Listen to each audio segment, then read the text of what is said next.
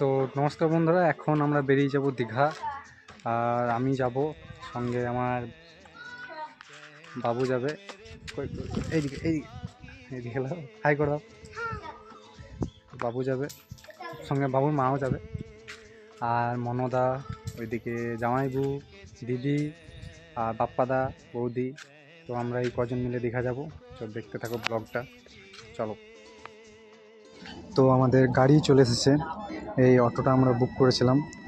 এই অটো করে এখন আমরা আমোদপুর পর্যন্ত যাব, তারপর আমোদপুর থেকে ট্রেন আছে। আর বাবু, এই আমার ছেলে, দেখতে পাচ্ছ, এখন চিন্তা করছে কখন সবাই আসবে, কখন সবাই বেরোবে।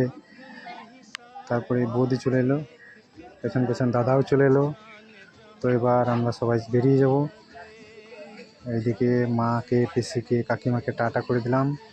টাটা করার পর আমরা বেরিয়ে গেলাম সিউড়ির উদ্দেশ্যে, কারণ সিউড়িতে চাপবে আমাদের এই যে জামাইবু আসছে, ওইদিকে দিদি আসছে। তো দিদি জামাইবুকে চাপিয়ে নিলাম। চাপানোর পরে এই যে বাপ্পাদা হাই করছে। বৌদি, কত দূরত্ব দেখছো, ভালোবাসা কমে গেছে মনে হয়।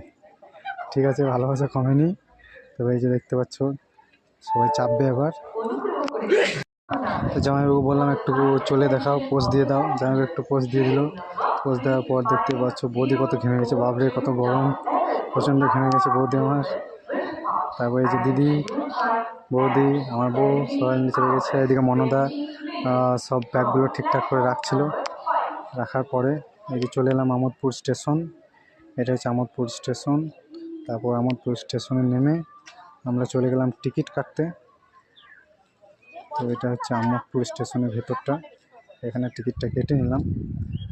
মিনিমাম আমরা 8 জন ছিলাম, 2 জন বাচ্চা। তারপর সিঁড়িতে আস্তে আস্তে চেপে গেলাম, দেখতে পাচ্ছ প্রচণ্ড গরম।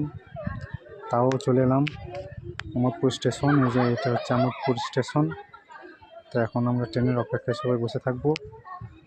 তো দেখতে থাকো ব্লগটা, পরে আবার আসছে দীঘা গিয়ে দেখাবো তোমাদেরকে দীঘার ব্লগ।